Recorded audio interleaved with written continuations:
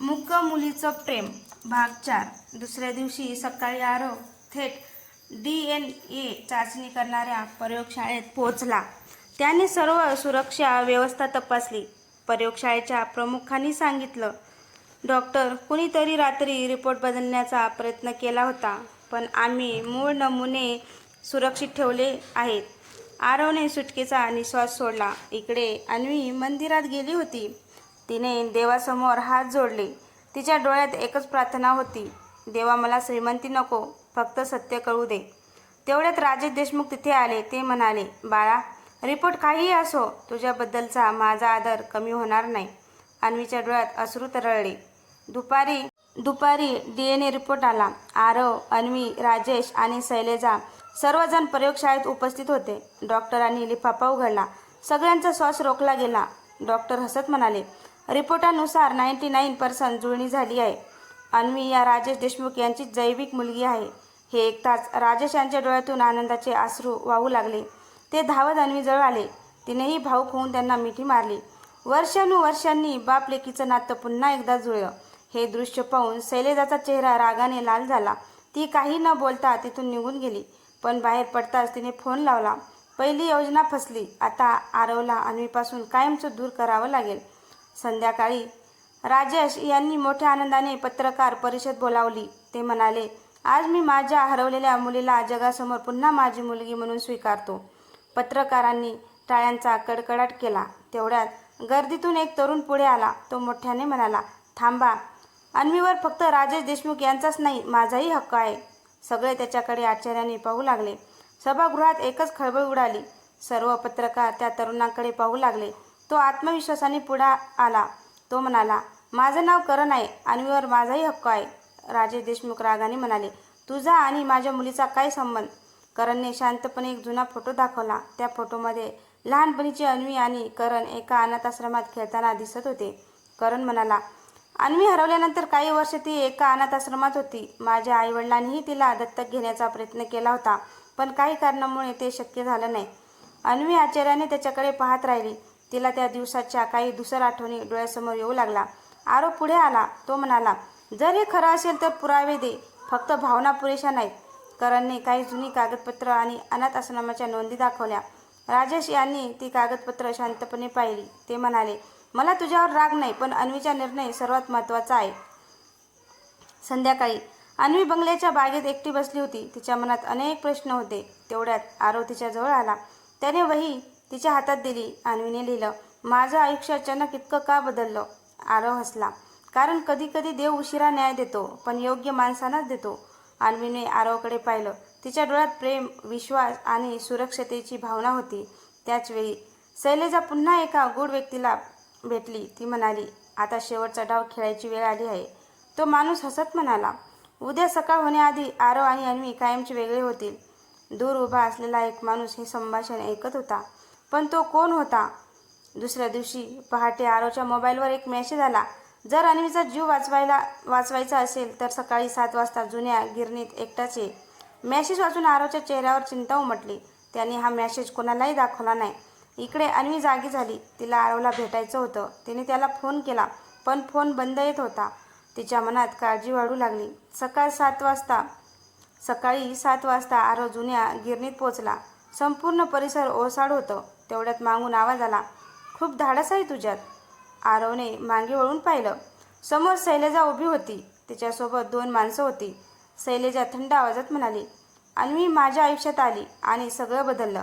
आता ती या घरात आली तर माझ्या मुलाचं भविष्य संपेल. आरव शांतपणे म्हणाला, संपत्तीसाठी एवढा द्वेष? शैलेजा हसली, काही लोकांसाठी पैसा हेच सर्व काही असतं. तेवढ्यात अन्वी तिथे पोहोचली. तिला आरवचा मेसेज दिसला होता आणि ती त्याच्या मागोमाग आली होती. आरव तिला पाहून ओरडला, अन्वी, इथून निघून जा. पण उशीर झाला होता. शैलेजाच्या माणसांनी अन्वीला पकडलं. तेवढ्यात दुरून पोलिसांच्या सायरनचा आवाज ऐकू आला. आरवने येण्यापूर्वीच पोलिसांना लोकेशन पाठवलं होतं. पोलिसांनी संपूर्ण गिरणीला वेढा घातला. शैलेजा पळण्याचा प्रयत्न करू लागली, पण पोलिसांनी तिला आणि तिच्या साथीदारांना अटक केली. सगळं शांत झाल्यावर अन्वी धावत आरवजवळ आली. तिच्या डोळ्यात अश्रू होते. तिने वही थरथरत्या हाताने लिहिलं, मी तुम्हाला गमावण्याची कल्पनाही करू शकत नाही. आरवने ती वही बंद केली. तो तिच्यासमोर गुडघ्यावर बसला. हातात एक छोटी अंगुठी घेत तो हसून म्हणाला, अन्वी, शब्दाशिवायही तू माझ्या मनातलं सगळं समजतेस. आयुष्यभर माझी साथ देशील का? अन्वीच्या डोळ्यातून आनंदाचे अश्रू वाहू लागले. तिने हसत होकारार्थी मान हलवली. दूर उभे असलेले राजेश देशमुख, आरवची आई आणि सईसारखे सर्वजण टाळ्या वाजवत होते. संपूर्ण घर आनंदात न्हाऊन निघालं होतं. राजेश देशमुख यांनी मोठ्या उत्साहाने अन्वी आणि आरवच्या साखरपुड्याची तारीख जाहीर केली. आरवची आई अन्वीच्या कपाळावर प्रेमाने हात ठेवत म्हणाली, आजपासून तू फक्त माझी सून नाही, माझी मुलगी आहेस. अन्वीच्या डोळ्यात आनंदाचे अश्रू तरळले. काही दिवसांनी देशमुख बंगला दिव्याच्या रोषणाईने उजळून निघाला. साखरपुड्यासाठी सर्व नातेवाईक जमले होते. अन्वीने गुलाबी रंगाचा सुंदर लेहंगा घातला होता. आरव तिला पाहतच राहिला. तो हसून म्हणाला, आज तर चंद्रही तुझ्यासमोर फिका पडेल. अन्वी लाजून खाली पाहू लागली. अंगुठी घालण्याचा क्षण आला. आरवने प्रेमाने अन्वीच्या बोटात अंगुठी घातली. संपूर्ण हॉल टाळ्यांच्या आवाजाने दुमदुमून गेला. अन्वीनेही आरवच्या बोटात अंगुठी घातली. राजेश देशमुख यांच्या डोळ्यात आनंदाचे अश्रू होते. ते म्हणाले, आज माझं अपूर्ण आयुष्य पूर्ण झालं. कार्यक्रम सुरू असतानाच एक वृद्ध महिला हळूहळू आत आली. तिने अन्वीला पाहिलं आणि तिच्या डोळ्यातून अश्रू वाहू लागले. ती थरथरत्या आवाजात म्हणाली, अन्वी, मला ओळखलंस का गं? अन्वीने नकारार्थी मान हलवली. महिला म्हणाली, लहानपणी तू हरवलीस त्या दिवशी तुला वाचवणारी मीच होते. सगळे आश्चर्यचकित झाले. महिलेने पुढे सांगितलं, त्या अपघाताच्या दिवशी काही लोक मुद्दाम तुला पळवून घेऊन जात होते. मी तुला त्यांच्या तावडीतून वाचवलं, पण माझा अपघात झाला. शुद्धीवर आल्यावर तू माझ्याजवळ नव्हतीस. राजेश देशमुख स्तब्ध झाले. म्हणजे अन्वी हरवणं हा अपघात नव्हता, तो एक कट होता. तेवढ्यात एक पोलीस अधिकारी धावत आला. तो म्हणाला, सर, आम्हाला त्या जुन्या प्रकरणात एक नवीन पुरावा मिळाला आहे. या कटामागे अजून एक मोठा शत्रुधार होता. आरव आणि अन्वी एकमेकांकडे पाहू लागले. त्यांना वाटलं होतं की सगळं संपलं, पण खरी लढाई अजून बाकी होती. साखरपुड्याच्या आनंदात अचानक आलेल्या त्या बातमीमुळे सगळ्यांच्याच चेहऱ्यावर चिंता पसरली. पोलीस अधिकारी म्हणाले, सर, 20 वर्षापूर्वीच्या त्या प्रकरणात आम्हाला एक व्हिडिओ कॅसेट सापडली आहे. राजेश देशमुख आश्चर्याने म्हणाले, व्हिडिओ कॅसेट? हो, त्यात अन्वी हरवलेल्या दिवसाचं काही फुटेज आहे. दुसऱ्या दिवशी सर्वजण पोलीस ठाण्यात पोहोचले. जुनी कॅसेट डिजिटल स्वरूपात दाखवण्यात आली. व्हिडिओ सुरू झाला. त्यात लहानगी अन्वी तिच्या आईचा हात धरून मेळाव्यात फिरताना दिसत होती. काही क्षणांनी 2 अनोळखी माणसं तिच्या मागे लागली. त्यांनी मुद्दाम गर्दीत गोंधळ निर्माण केला. अन्वी आईपासून वेगळी झाली. हे दृश्य पाहून राजेश यांच्या डोळ्यात अश्रू आले. व्हिडिओ पुढे सरकला. एक चेहरा स्पष्ट दिसू लागला. पोलीस अधिकाऱ्यांनी व्हिडिओ थांबवला. तो म्हणाला, हा माणूस त्या कटाचा मुख्य सूत्रधार आहे. आरवने फोटो पाहिला आणि तो थक्क झाला. हा तर शैलेजाचा मुलगा निखिल. सगळे स्तब्ध झाले. शैलेजाला पुन्हा चौकशीसाठी बोलवण्यात आले. सुरुवातीला ती काहीच बोलली नाही, पण पुरावे पाहून ती कोसळली. ती रडत म्हणाली, हो, माझ्याकडून मोठा अपराध झाला. संपत्तीच्या हव्यासापोटी मी माझ्या मुलालाही चुकीच्या मार्गावर नेलं. राजेश यांच्या डोळ्यात निराशा होती. ते म्हणाले, ताई, संपत्तीसाठी तू स्वतःचं कुटुंबच उद्ध्वस्त केलंस. त्या संध्याकाळी अन्वी बंगल्याच्या गच्चीवर एकटी उभी होती. आरव तिच्या जवळ आला. त्याने हळूच विचारलं, काय विचार करतेस? अन्वीने वहीत लिहिलं, आयुष्यभर मी स्वतःला एकटी समजत होते, पण आज इतकी माणसं माझ्यासोबत आहेत. आरव हसला, आणि आयुष्यभर मीही तुझ्यासोबत असेन. अन्वीने त्याचा हात हातात घेतला. आकाशात चंद्र चमकत होता आणि दोघांच्या आयुष्यात नव्या सुंदर सुरुवातीची चाहूल लागली. काही दिवसांनी देशमुख बंगल्यात लग्नाची तयारी जोरात सुरू होती. सगळीकडे आनंदाचं वातावरण होतं. अन्वी स्वतःच्या लग्नाचा लाल रंगाचा लेहंगा पाहत होती. तेवढ्यात आरव मागून आला. तो हसत म्हणाला, हा लेहंगा सुंदर आहे, पण तो घालणारी मुलगी त्याहूनही सुंदर आहे. अन्वी लाजली.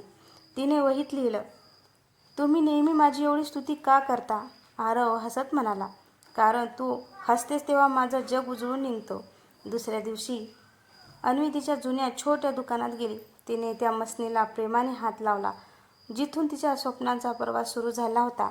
ते ठिकाण ती विसरू इच्छित नव्हती. तेवढ्यात तिची जुनी शिक्षिका सुजाता मॅडम तेथे आल्या. त्या म्हणाल्या, अन्वी, मोठी माणसं ती नसतात ज्यांच्याकडे पैसा असतो. मोठी माणसं ती असतात जी यश मिळवल्यानंतरही आपली माती विसरत नाहीत. अन्वीच्या डोळ्यात पाणी आलं. त्याच संध्याकाळी आरव आणि अन्वी शहरातील एका अनाथाश्रमात गेले.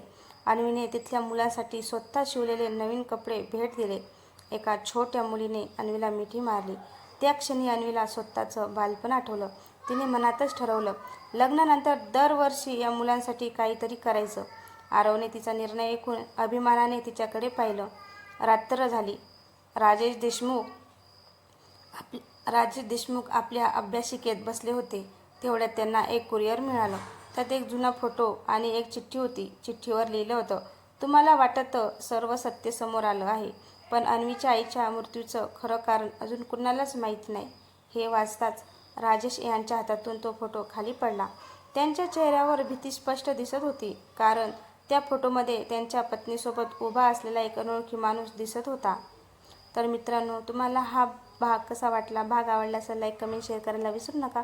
तसंच चॅनलवर नवीन असेल तर चॅनलला सबस्क्राईब करा. धन्यवाद.